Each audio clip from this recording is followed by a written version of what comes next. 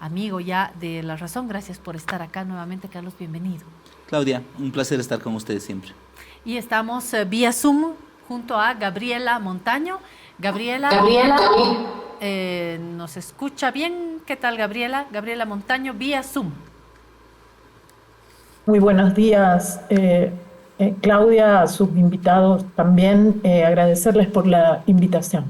Nosotros los agradecidos. Gabriela Montaño, expresidenta de la Cámara de Diputados, expresidenta de la Cámara de Senadores, exministra de Estado, hoy investigadora en otra faceta de su vida. No la vemos tanto en los pasillos de la política, aunque quien hace política termina haciendo política. Por eso hoy la invitamos para nuevamente tocar las puertas de una masista que hoy le toca mirar este momento de crisis dentro del MAS, de división, de pelea dentro de la Asamblea, fuera de la Asamblea. Quiero comenzar con Gabriela para que la masista nos diga cómo está mirando este momento dentro del movimiento al socialismo. Hemos tenido conversaciones con ligados al MAS como César Navarro. Ayer estuvimos junto al ex vicepresidente Álvaro García Linera. No hay nadie que niegue esta crisis. Sí hay enfoques diferentes sobre el futuro del MAS, sobre el tipo de crisis que tienen. Gabriela, nos gustaría saber cómo lee el MAS y también la fotografía política actual. Bueno, Claudia, te agradezco por la oportunidad de tener mi voz para el país. A ver, yo me voy a enfocar un poco en uno de los ejemplos que traduce la crisis política que vemos en el MAS, pero también en otras estructuras partidarias, en la Asamblea Legislativa Plurinacional. En estos minutos se están dando tensiones muy duras en la Asamblea. No creo que en todos los años que yo fui parte de la Asamblea, tanto en el Senado como en la Cámara de Diputados, se hayan vivido situaciones tan duras, a excepción del 2019, cuando se cercó la Asamblea Legislativa Plurinacional durante el golpe de Estado. Yo, en ese sentido, creo que hay que tener muchísimo cuidado con las caracterizaciones que se hacen. He escuchado a parlamentarios, a dirigentes de organizaciones sociales, hablar de que el bloqueo que se produce a ciertas leyes, créditos enviados por el órgano ejecutivo a la Asamblea constituiría un golpe de Estado. Yo ahí soy muy cuidadosa, porque en un país como Bolivia, en el que vivimos efectivamente un golpe de Estado en 2019 con personas asesinadas, cientos de heridos, etcétera, hablar de golpe de Estado cuando lo que está sucediendo es una pérdida del control de la mayoría en las cámaras de diputados y senadores y una pérdida de la coordinación entre órgano ejecutivo y órgano legislativo, me parece peligroso caracterizarlo como un intento de golpe de Estado. Esa es mi primera alerta. Mi segunda alerta en relación a lo que está sucediendo en la Asamblea es que también he escuchado con muchísimo asombro y dolor que hayan dirigentes sociales que plantean el cierre de la Asamblea Legislativa Plurinacional porque no se aprueban las leyes que ellos están esperando. Eso es una alerta muy dura, inclusive por estos minutos, horas, se está generando una tensión en la puerta del hemiciclo de la Cámara de Diputados para que se cierre con cadenas el hemiciclo de la Cámara de Diputados. Ojo con esto, mi segunda alerta es: el órgano legislativo es constitucionalmente el primer órgano del Estado. ¿Por qué? No porque lo dice solo la Constitución, sino que conceptualmente es un órgano del Estado colegiado que está compuesto por 130 diputados, 36 senadores y senadoras titulares, que son elegidos en sus departamentos, en sus circunscripciones, por el voto popular. No son autoridades que estén siendo puestas a dedo, son autoridades electas, como lo es el presidente, como lo es el vicepresidente. Por lo tanto, hay ahí un valor en el legislativo muy importante. Es el órgano encargado del diseño de políticas públicas para el Estado, por excelencia. Es decir, no hay nadie por encima o ningún órgano del Estado que esté por encima de la Asamblea en términos de la posibilidad de legislar, y por lo tanto, cuando legisla está diseñando políticas públicas para la población. Ni el órgano ejecutivo tiene un rango tan alto en la normativa que puede emitir. El órgano ejecutivo emite decretos que están por debajo de las leyes.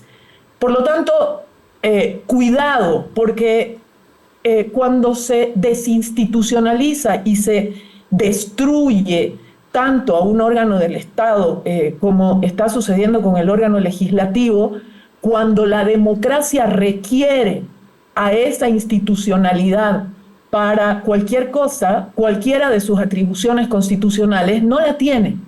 Y esa es una situación muy grave.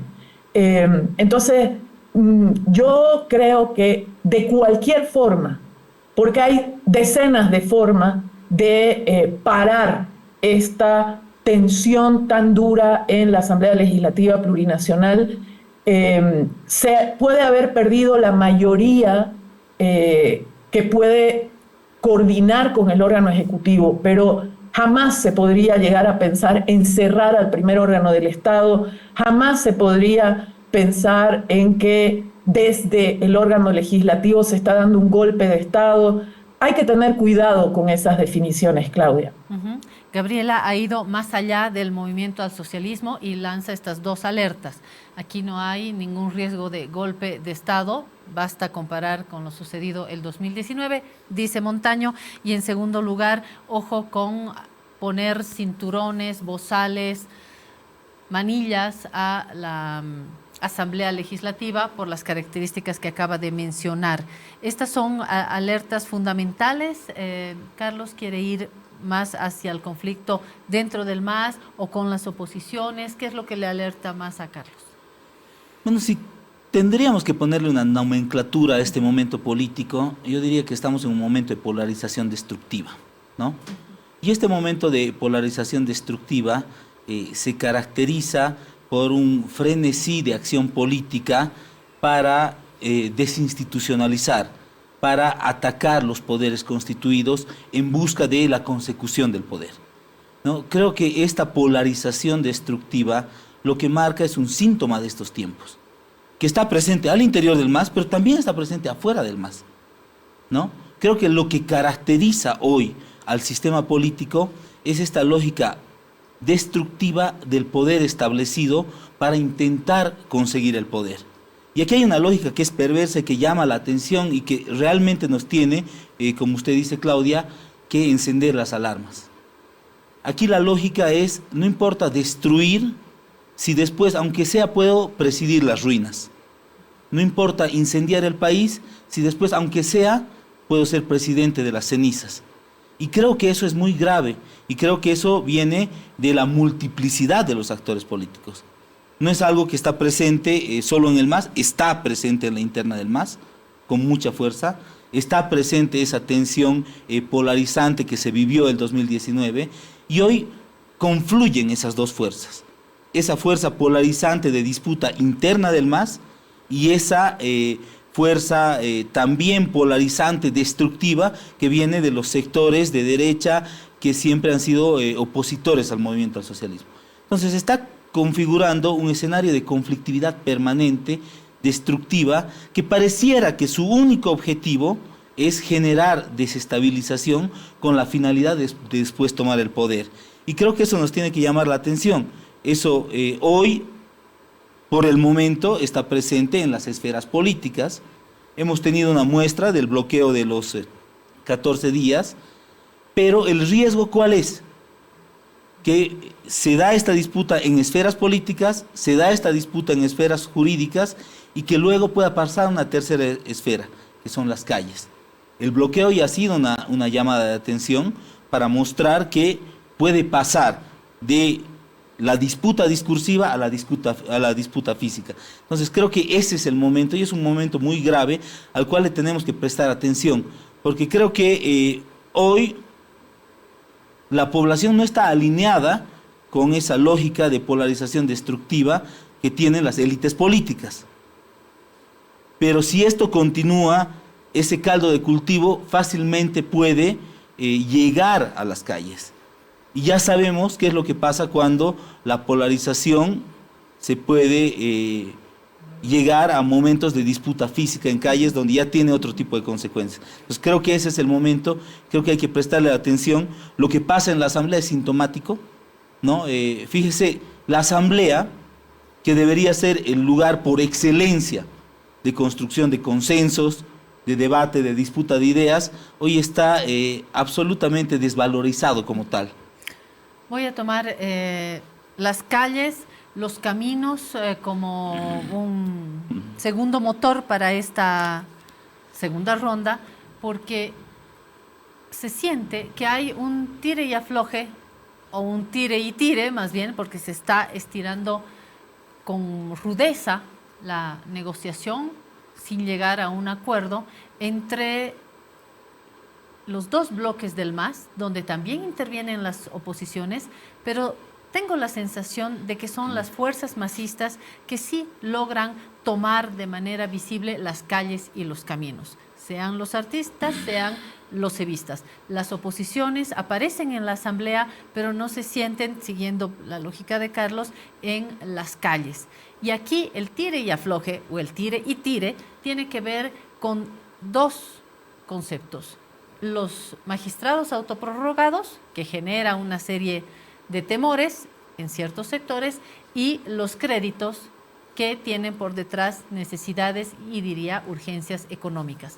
Los unos quieren aprobar los créditos, los otros quieren que se vayan los magistrados autoprorrogados. Acá se van sumando al ala evista las oposiciones, pero creo que esto puede alcanzar, como dice Carlos, las calles. Y aquí hay dos elementos, Gabriela, que son de coyuntura, pero que ayudan a explicar esta otra tensión más macro que había abordado Gabriela. Bueno, Claudia, a ver, yo utilicé la situación en la Asamblea para dar un marco, para poner un ejemplo de esa tensión destructiva con la que define Carlos y con la que yo estoy de acuerdo. O sea, creo que, a ver, la polarización está presente no solo en Bolivia, sino en toda la región. Hay muy poco espacio en la política regional y nacional para posturas de centro, y la polarización no es mala en sí misma. La polarización lo que puede hacer es mostrar posiciones ideológicas y políticas antagónicas de manera muy contundente y muy clara en lo público, y eso no sería un problema. El problema es cuando esas tensiones penetran de manera destructiva y van carcomiendo la institucionalidad democrática de una manera destructiva. No se podría entender la crisis que hoy vemos en la Asamblea Legislativa Plurinacional sin entender de dónde viene.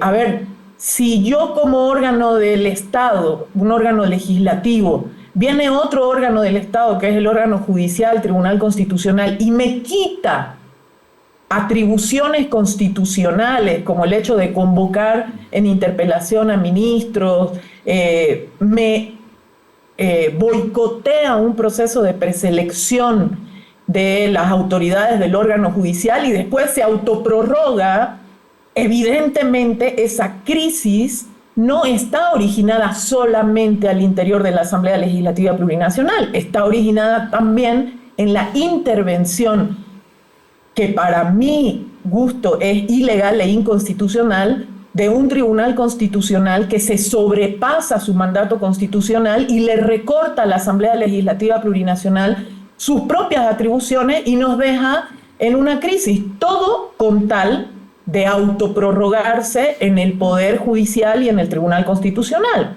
Entonces, hay además de que es una tensión destructiva, desinstitucionalizadora de la democracia, como decía Carlos, es una tensión que está corroyendo ciertas bases de no solo los órganos del Estado, sino la democracia.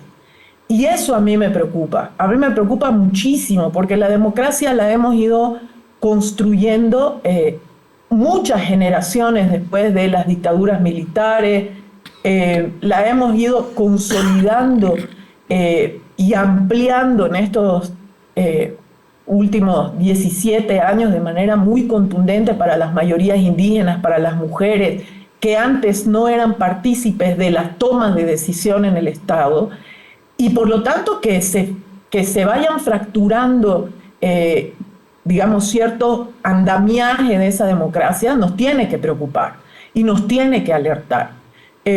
Yo, Claudia, creo que hay salidas para esto. Porque, a ver, no se trata solamente de una crisis al interior del MAS, como decía, sino también al interior de las otras fuerzas políticas que están representadas en la Asamblea y que han sido parte de las elecciones en las últimas 4 elecciones al menos, aunque hayan cambiado de nombre, de color de bandera, la oposición o la derecha boliviana ha estado participando en todos esos procesos electorales y tiene una representación parlamentaria, tiene representación en los niveles subnacionales, pero vemos fractura en todas partes. Miremos si no Santa Cruz. En Santa Cruz la fractura que existe hoy entre sectores de la élite política cruceña es muy fuerte. Entonces, ahora, ¿qué salidas? Para mí siempre hay que tratar de encaminar la salida a las vías más democráticas posibles. Y para mí la vía democrática posible es en la que el militante del MAS o el militante de Unidad Nacional o el militante de cualquier partido político defina no solamente quiénes van a ser sus candidatos en las elecciones del 2025, sino defina cuáles van a ser los nortes estratégicos, el programa que va a plantear cada partido político, sea este de izquierda, de derecha, de centro, de donde fuera. Y estos son las internas, ¿no? ¿Por qué no estamos pudiendo llegar a consolidar una herramienta que está puesta ahí en la Ley de Organizaciones Políticas? ¿Por qué no estamos pudiendo encaminar a que sea la voz de la gran mayoría de la militancia al interior del MAS o de cualquier otro partido político, la que con su voto, con su voz, defina el norte o el sur, diría yo, de lo que se quiere hacer hacia el 2025? Gracias, Gabriela. Para cerrar el diálogo, Carlos. A ver, estamos en una encrucijada que tiene 2 caminos, ¿no? Continuamos avanzando en esta lógica de la fractura, de la polarización destructiva, ¿no? O miramos un camino de construcción de consensos mínimos. El camino de la polarización destructiva nos va a llevar a que esa fractura que hoy está expuesta en términos institucionales en la Asamblea Legislativa Plurinacional devenga en disputa en las calles, ¿no? Con todas las consecuencias que eso puede acarrear, ¿no? Para evitar eso está el otro camino. Puedo estar yo con usted en las antípodas del pensamiento, en algún tema, pero tengo la necesidad en términos políticos de sentarme y construir consensos mínimos de convivencia, ¿no? De eso se trata la política. Si no hay construcción de consensos mínimos, como lo planteaba Gabriela, por ejemplo, en cuál va a ser la salida para la construcción de propuestas políticas, para la aprobación de leyes, para la construcción de candidaturas políticas, para los vacíos institucionales que se han dejado. Si no hay construcción de consensos mínimos, vamos a empujar al país hacia esta polarización que me hace mucho sentido en una lógica global de hacer política. El mundo está caminando hacia la activación de los sectores más radicales que no consensúan en absolutamente nada. Así es, y eso es lo que se mira a derecha, izquierda, arriba y abajo. Gracias, Carlos Saavedra, analista político, y Gabriela Montaño a la distancia, expresidente de la Cámara de Diputados, expresidente de la Cámara de Senadores, exministra de Estado y hoy miembro del Consejo Ejecutivo de CELAC. Hemos apelado también a esta nueva mirada de Gabriela. Gracias a ambos y seguiremos tomando el pulso porque esto no hace sino desarrollarse. Volveremos a sentarnos. Gracias.